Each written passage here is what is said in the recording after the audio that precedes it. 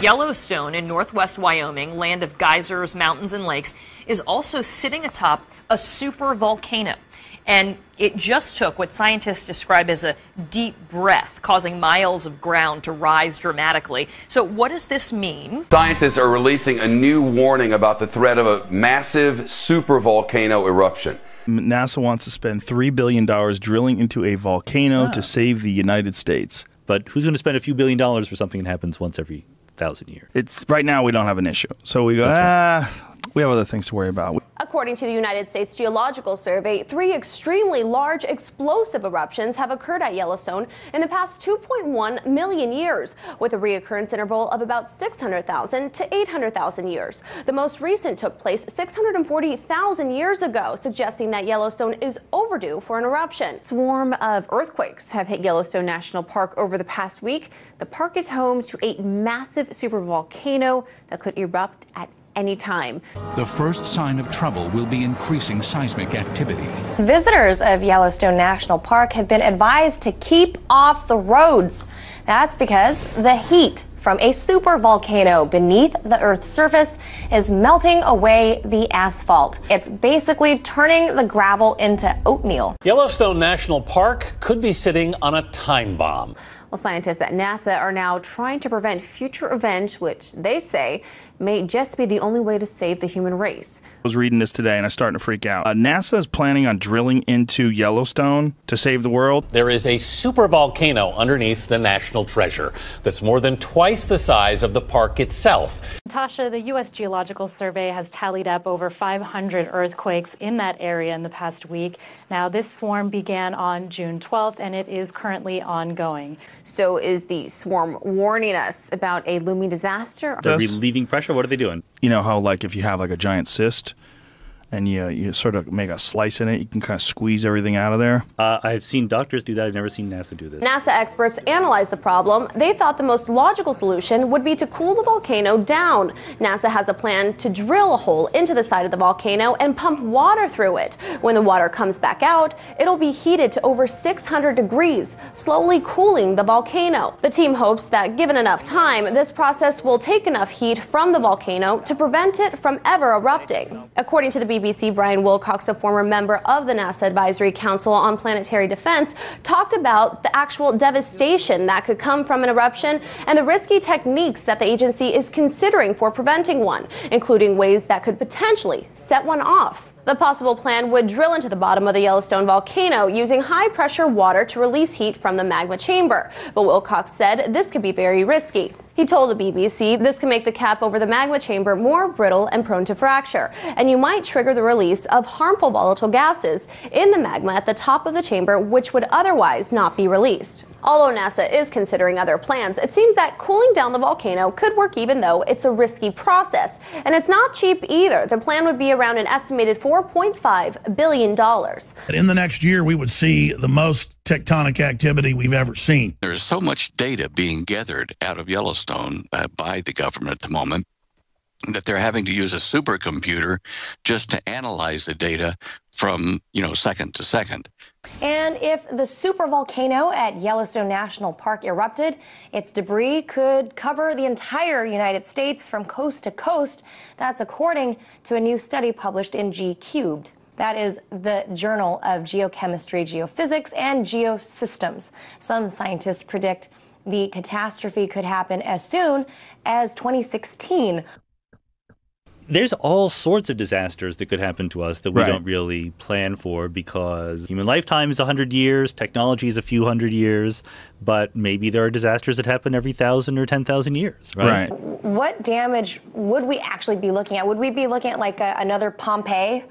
They say that Wyoming, Montana, Idaho, and Colorado would be completely covered in many feet of this ash. It would cover the coast to coast of the United States.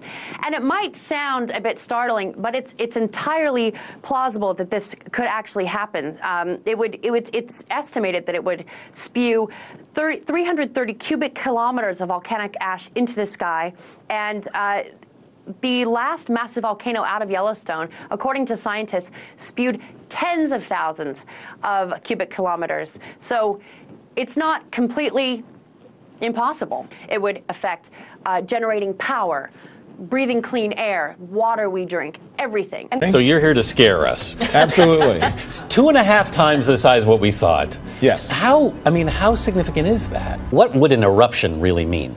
Well, this is so big that previous eruptions, the last eruption that happened 630,000 years ago, was measured to be about 2,000 times greater than the Mount St. Helens eruption. 2,000 times bigger. That's enormous. It's enough that the last eruption spread 10 feet of ash in regions 1,000 miles away. So that's a pretty big eruption. I mean, Yellowstone National Park is also located in a really seismically active region, isn't it? Well, you have to think that the whole region essentially is the basin of an ancient volcano. Magma chamber below Yellowstone, it measures about 55 miles wide, 20 miles in length, and it's 6 miles below the surface. This chamber is absolutely packed full of magma, and an eruption from this could really cause widespread destruction. These are things that it's some people's areas of expertise, but no one has figured everything out, right? Like, we don't know all the forces that are pushing around the Earth to make volcanoes and earthquakes, stuff like that. So forget the image of Yogi Bear representing Yellowstone. We're talking about a sleeping Godzilla underneath Yellowstone that, if it erupts in a maximum eruption called Category 8, it could literally tear the guts out of the United States of America. Instead of having 50 states of the Union, we would only have 30 states of the Union. Now that's Category 8. This report looked at Category 7, which is much more likely once every 1,000 years rather than once every million years. That means in every century, there's a 10% chance that somewhere on the planet Earth there could be a supervolcanic Category 7 eruption. That's the danger. You just talked about a volcano that could wipe out 20 states. How in the world is that possible? Well, it's happened before. 2.1 million years ago, 1.3, and also 0.6 million years ago. We have the evidence of a gigantic eruption that is sufficient to tear the guts out of the US of A. So this report has to be taken seriously. Because tectonic activity right now, depending on which seismologist you read or which publication you look at, but they're pretty much all lining up now, agreeing that this is the most seismic activity ever recorded since they began to record globally about 100 years ago. But that's what's making us very nervous, because the cycle time corresponds to the present day era. So every single burp, murmur of this gigantic potential supervolcano, including the rise of the sea level, has to be watched very carefully. What type of damage are we talking about here? We're talking about immediate damage out to 100 miles from the site. That is total devastation, basically wiping out everything in sight. However, the real damage goes out to 500 miles if you include volcanic ash, poisonous gases, death of wildlife and vegetation, and that's a ring about 1,000 miles across. That's the heartline of America.